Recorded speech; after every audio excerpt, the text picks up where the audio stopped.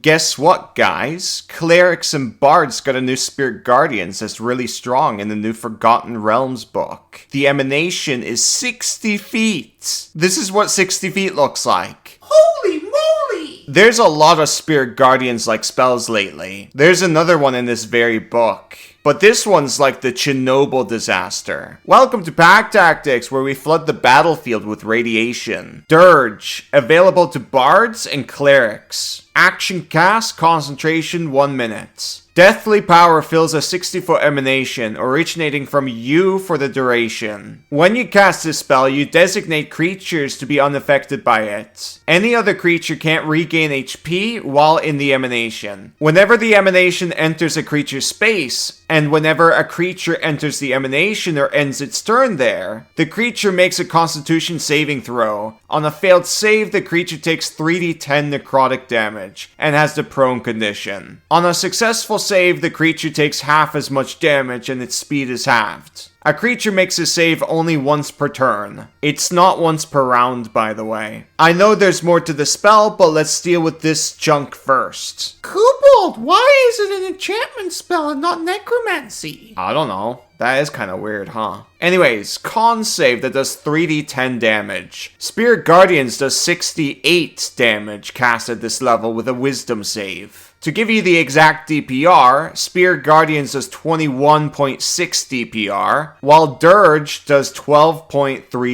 DPR. Spirit Guardians is doing double the amount of damage. It also lasts longer than Dirge too. Dirge is only 1 minute. The huge advantage Dirge has over Spirit Guardians is the control. Again, look how big it is. On a failed save, the enemy is knocked prone, which takes half their movement speed, and helps the marshals get advantage in melee. The AoE is so big that it can even potentially knock dragons out of the sky. Sadly, ranged attacks will have disadvantage, but that's alright. We're casters. We force saves. And on a successful save with this spell, enemy movement is halved and they take half damage. This stacks with difficult terrain and plant growth. If your team stacks all of that together, that's automatic shutdown. They'll barely be able to move. If they don't have ranged attacks, then it's over. The nuclear fallout from your spell will just slowly kill them. You can call for a default kill at that point. If you're not familiar with the Spirit Guardian strategy, then I recommend watching this video. To give you the quick summary, getting insanely high AC, securing your concentration, and taking the dodge action is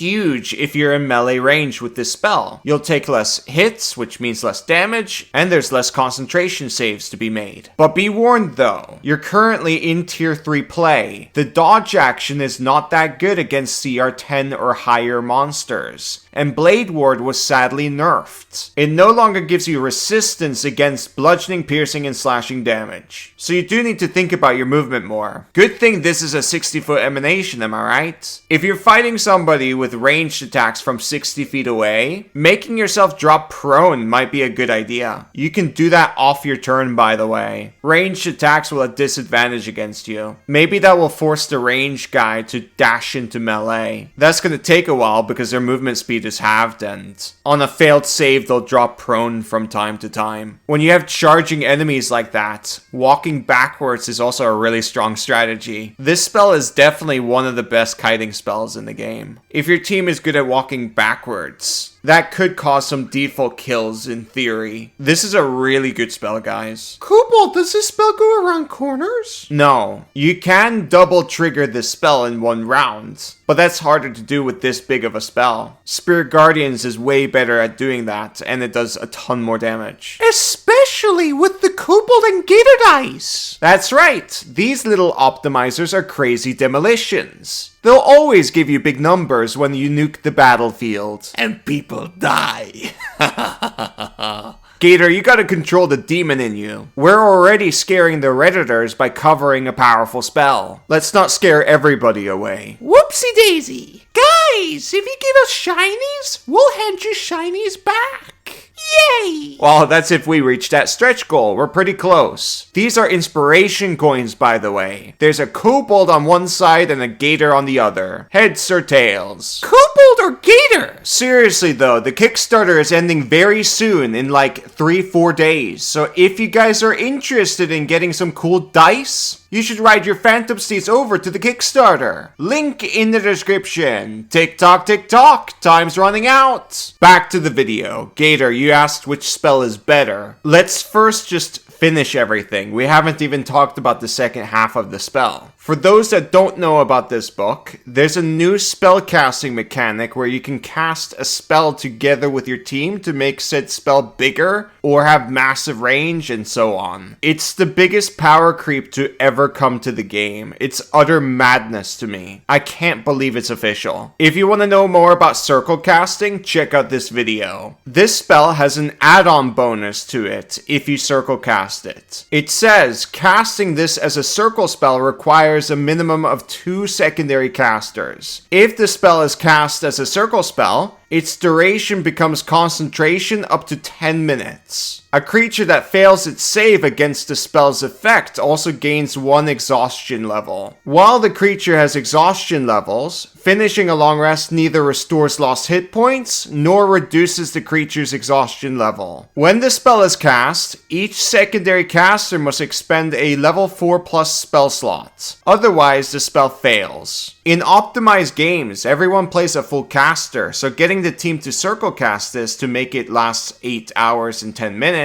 is an incredible deal. But whatever you do, don't go into town with this spell. Haha, true, you'll accidentally kill everyone. When you first cast this spell, you designate creatures to be unaffected by it. You can't change that while you're walking around with this spell active. Spirit Guardians has that same problem. I've seen innocent people die to it. I remember this one time there was a king in a dungeon prison cell. We were on a quest to go save him. Our cleric had their Spirit Guardians up. We killed the cultists, found the cell, opened it, and he immediately died because of the cleric's Spirit Guardians. The king had the commoner stat block, and our cleric was out of 3rd level slots, so mission failed. It was so funny when it happened. I'm glad you reminded me of that, Gator. Dirge can be a serious hazard. If you stumble upon a friendly NPC in a dungeon, you'll most likely accidentally hurt them. Very observant DMs will absolutely take advantage of that. That's what happens when you're a walking nuclear power plant that's abusing godly powers. As for the exhaustion, it's a good debuff, don't get me wrong, but this has like a 50% chance of happening and majority of fights only last 4 rounds. If you're fighting normally, the exhaustion is not going to be the thing that kills the enemies. It's going to be your team doing damage to them. But there is a way to speed up the exhaustion. If you're fighting in a funnel, like let's say you have the doorway, you can ask one of your friends to cast Sickening Radiance in front of the door. These spells stack with each other. These 2 spells together will significantly speed up long drawn out fights against tanky monsters. If the damage doesn't kill them, the exhaustion eventually will. Sure, tanky monsters have really good con saves. They'll have like a 70% chance of succeeding at times. But these 2 spells together will slowly corrode them, and getting out of Dirge is incredibly hard. The longer you have that concentration up, the more screwed they are. Now, which spell is better? Spirit Guardians or Dirge? I think that's the wrong way to look at them. You grab both and go back and forth. But if I had to pick, even with circle casting, Spirit Guardian still wins. I know I said 4th level slots to aid in Dirge circle casting is a good bargain, but spending a 1st level slots to make any Spirit Guardians like 45 foot wide for 10 minutes is plenty enough for me, and it's way more conservative as well. It's a way better price. But I'll still cast Dirge. 60-foot emanation immediately for 1 minute without circle casting does have a time and a place. Absolutely. End of video. Remember to check out the Copal and Gator dice. You only have a few days. Time's running out. Thank you for watching. Bye bye.